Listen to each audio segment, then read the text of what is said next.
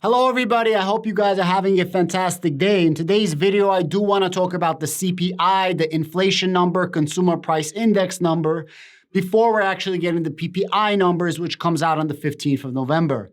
If you missed it, I did have a live earlier to save you guys a lot of trouble. The inflation came in at 7.7%. You don't have to wait until the end of this video. However, there's a lot more to dig deep into. There's a lot more information that I can speak about and I will be speaking about. So if this is something that you want to know, if this affects you in some way, shape, or form, if you're worried about the economy, if you're worried that the entire world is going to shit and some glimmer of hope, then definitely sit back, relax, grab your coffee, and watch the rest of this video because I'm going to dig a little deeper when it comes to inflation, the economy, CPI, PPI, so on and so forth. Before I go any further, I do want to give a huge shout out to the Wolf Pack. We had an amazing Patreon live yesterday, and I wanted to give a very special shout out to my man Cheeps. He's the admiral of the Wolf Pack, and it's his birthday. This is a very handsome son of a gun. He's 25 years old. He got the sexiest mustache in all of Florida, and I wanted to say, happy birthday to you. Happy birthday to you. Happy birthday, dear Cheeps. Happy birthday to you.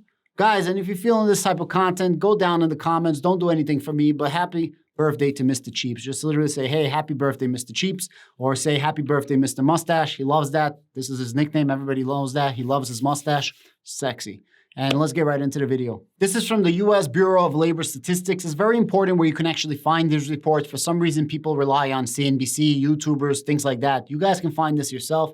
If you go down here on the right, it's going to give you a quick abbreviation. But what I want to do is I want to get a PDF on it so I could go through the charts with you guys. So it says the consumer price index for all urbans rose 0.4% in October on a seasonally adjusted basis, the same increase as in September.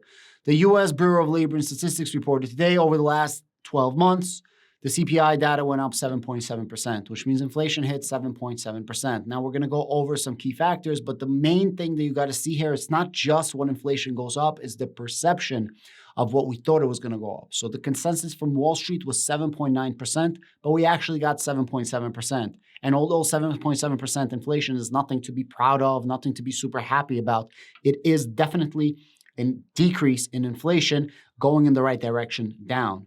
And then I'm going to go over what the Federal Reserve possibly is going to do in the next meeting and the meeting after that in 2023. Now, a couple of key figures. The index for shelter contributed to over half of the monthly all items increase, with the index for gasoline and food also increasing. The energy index increased 1.8% over the month as the gasoline index and the electricity index rose, but the natural gas index went down. The food index also decreased 0.6% over the month, while the food at home increased 0.4%. What does this mean? This means that a lot of the inflation is coming from real estate. A lot of this is coming from shelter, right? How much you're using, how much you're paying for your rents, home prices, things like that. Why this is not a terrible thing is because this is something that can be controlled through supply and demand, as opposed to something like gas prices cannot really be controlled through supply and demand because there's only a limited amount, right? And you need it in order to run your country. So the only way to fix that is to slow down your country. As opposed to shelter, you could only charge so much rent as a landlord until people are just not going to pay the rents. And there's only limits that you can raise the rent, especially in states like New York, where raising rent on multifamilies of 6 and more, you have your hands tied. So in theory, shelter contributing to half is better than energy contributing to half. This is the chart. In October of last year, 0.9, and now we have a 0.4. That's where you get a reduction of 0.5. Last month, it was 8.2. This month, it's 7.7. The new month takes away the old month. As you can see, it goes 0.9, 0.7, 0.6, 0.6, 0.8, 1.2, 0.3, 1, 1.3, 0, 0.1, 0.4, 0.4. Now, inflation is still going up, but it's starting to become a little bit controlled. This is very, very good. So it just means that inflation was out of control a year ago, and now it still sucks, but it's somewhat getting under control, if that makes sense. It's not as bad as it was a year ago. This is the actual charts. On the bottom is core. Core is also going down. Core is everything besides for food and gas, okay? Core basically means everything that's non-essential. Doesn't make sense to me, but whatever. Core is going down and regular CPI inflation is going down. And this is the actual stats over here. All items is 7.7. Let's see what didn't go up or what did go up a lot. This is where a lot of the ups went right here. We have 9.8% for fuel oil. We have 4% for fuel, and we have 4.4% for gasoline. This gasoline is going to keep going up, and this is a major, major problem. Used cars are starting to go down, and it seems like new vehicles are not going up as much. This is CME futures. This is the CME Fed Watch, and this essentially makes a bet on what the Federal Reserve is going to do with raising the rates. The next meeting is in December, the Federal Reserve, the last one of the year. There is an 80% chance that they're going to be raising by 50 basis points, and there's a 20% chance that they're going to be raising it by 75 basis points. Now, earlier today, this went up to as much as 85% and 15% as I was doing my live. This doesn't really mean everything, so take it with a grain of salt because things change literally minute by minute, hour by hour. However, the market is reacting positively to this news, and you can see that it's acting positively because the entire market made a comeback. Check it out. Currently, the Dow Jones is up 2.8%, the S&P is up 4.22%, and the NASDAQ is up 5.7%. So now our federal funds rate is 3.75 to 4.6. The Federal Reserve did say that they want a target rate of 4.6 by the end of the year. The problem is a lot of people were so nervous that they had to raise another 75 basis points in order to hit that number. Well, now if they hit 0.5, they're going to hit that number. It means that they don't have to increase their federal fund rate, their target federal fund rate, which is good. What's going to happen is maybe, just maybe, this is going to some way, shape, or form turn the market. Maybe this is going to pivot the Fed.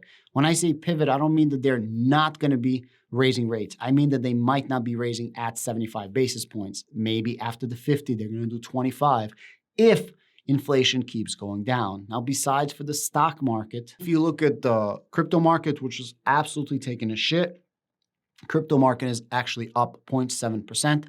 And it was down, everything was down. And now all of a sudden, everything is green over the last hour. Everything started going up, right? And we needed this green.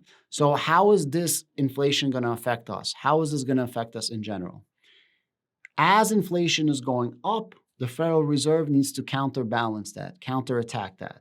They only have two choices. One of the choices that they could do is rates. They can raise rates, they can lower rates, or they can stay neutral on rates. They've been as aggressive as they've been for nearly 50 years with 475 basis points rate hikes. The market is looking for a comeback. The market is looking for something that can rally them. The reason they're raising the interest rates is so that the economy slows down. How do you slow down the economy? You slow down progress. What's the biggest progress in our country? Mega cap corporations. Now that mega cap corporations, Microsoft, Google, Twitter, Facebook, every freaking crypto company, mega caps, large caps, everybody is starting to fire, mass firing. So if you're firing from a Twitter, if you're firing from a Facebook, from a Meta, you're firing people that are strong middle class. They're making 150 grand a year, 300 grand a year, 200 grand a year. These people now are going to go on unemployment. These people probably live in California and New York, very expensive cities or similar cities. They will not be able to afford living. I know what I'm going to say sucks, but they will spend less money. When they spend less money, that means that it trickles down to smaller businesses. As more people are unemployed, people spend less money. As people spend less money, prices of goods and services must come down. Let me rephrase that. Must effing come down. Because if nobody's buying, if nobody's purchasing, you cannot sell. Eventually, this is all going to trickle down from the producers, from the suppliers, all the way down to the big businesses, all the way down to us, the end users. And this is how you bring down crazy inflation down. Problem is, this might drive us into a recession. Even though we're technically in a recession, I'm saying like a deep recession. I don't know what's going to happen. Originally, I thought in the middle of 2023, we're going to have a comeback. Now I think it's at the end of 2023. And although this report came in at 7.7% and beat estimates, this is great news. I can't even get happy about this because we've been here before and it's just one time and then inflation goes back up. Some people say, hey, Adam, I think that the Federal Reserve is going to start printing more money. The federal government is going to start printing more money. I don't think that's going to happen. You must be freaking crazy if that happens because we're finally just getting this under control. And when I say under control, I don't mean that we're beating it. I mean that it's not completely going insane. We're just starting, we're throwing the rope and we're catching. Calm down a little bit. And that's kind of what's happening right now with our economy. So just to break everything down in a quick 1-minute pitch. Inflation is coming down. Inflation came down more than expectations. The perceived notion is that the Federal Reserve is not going to be as aggressive with their rate hikes. Also, there's a perceived understanding that the economy is going to suffer with unemployment. The unemployment numbers are going to go up. We need the unemployment numbers to go up, and unemployment is actually a good thing for our economy. As unemployment is going to go up, inflation is going down, the Federal Reserve can let up from raising the interest rates. If they can let up from raising the interest rates, eventually, and this is all lagging indicators, eventually the economy is going to keep slowing down, inflation is going to keep going down. Eventually the Fed is going to pivot. Could be 6 months from now, could be a year from now. Nobody knows. They don't even know. When they do pivot, that's when the economy is going to start ramping back up. Earnings are going to come back in, and everything's going to be peachy freaking keen. Right now, we're going to have a really bad earnings recession. All these big businesses, for the most part, probably like 90% of all earnings are going to be shit. Really, really, really bad. Nobody knows when that earnings season of badness ends. However, the market bottom ends before the earnings season recession, if that makes sense. So the market bottom will start coming back before you realize. In other words, the market recovers sooner than what you can see in front of you. Guys, right now is straight up survival mode. I feel bad for anybody losing money. I'm in the same boat as you guys. We all are in the same boat. One of the best decisions I could have made is selling out of half my positions. And when I say half my positions, I mean my non-conviction plays. I kept all my Palantir, I kept all my Hedera, I kept all my Algorand. My not as conviction plays, right? And that saved me a shit ton of money. It was a good call. What happens now is very questionable. If we can keep bringing inflation down, nobody knows. If the Federal Reserve is going to shift and pivot, nobody knows. If there's going to be more unemployment than needed, nobody knows. And gas, what's going to happen with gas? Again, nobody knows. Elections just finished. Nobody's going to care about the people because they have 2 years. And this is not political. Any party, they have 2 years of it doesn't really freaking matter. So it's a very scary situation. On top of that, for cryptocurrency, you have this whole FTX debacle. And if you have money on FTX US, you might want to consider taking it out because I have a feeling it's going to follow suit. Not financial advice, purely entertainment and education. For real estate, the real estate prices are starting to come down. Interest rates are going up. Eventually, when they pivot, the interest rates are going to come down and people are going to be able to afford the actual prices of the prices that are being reduced. If you have cash, you are golden. You are king right now if you have cash. Still planning to buy real estate in around 6 months from now. Guys, please let me know down below what you guys think. This is good news, but it's definitely too soon to say what's going to happen in the future. Thank you very much. Like, share, subscribe, and I do have 4 channels. I have a link to all 4 channels down below. Real estate channel, stock channel, and 2 different crypto channels that cover 2 different types of crypto news. Thank you. Have a great day.